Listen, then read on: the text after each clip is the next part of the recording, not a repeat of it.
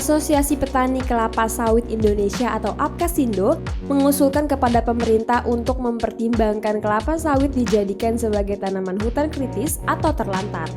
Pertimbangan ini dilandasi untuk menyelesaikan polemik serta masalah klaim tumpang tindih sawit rakyat di kawasan hutan.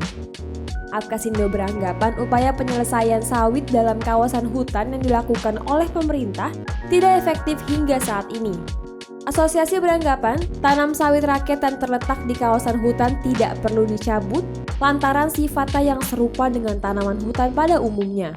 Oleh karena itu, APKASindo merekomendasikan sawit rakyat itu dapat ditanam di kawasan hutan yang rusak atau terlantar, di mana tanaman hutan lainnya tidak bisa tumbuh atau berbiaya tinggi jika dipaksakan untuk dihutankan kembali seperti eks tambang, tanah berpasir yang kebetulan berada di sekitar perkampungan miskin, ujar Gulat Manurung, Ketua Umum DPP Asosiasi Petani Kelapa Sawit Indonesia atau APKASindo.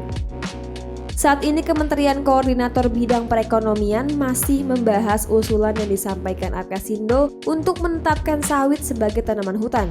Usulan asosiasi ini tidak bisa langsung diimplementasikan karena masih membutuhkan waktu untuk melakukan peninjauan materi. Usulan dari APKASindo mendapat respon negatif dari Sawit Watch karena dianggap usulan ini dapat merusak keragaman hayati. Secara lingkungan, sawit itu monokultur. Sudah jelas orang sudah mengenal itu. Jadi masuk ke dalam tanaman perkebunan, bukan hutan.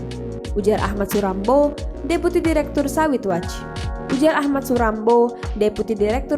Watch.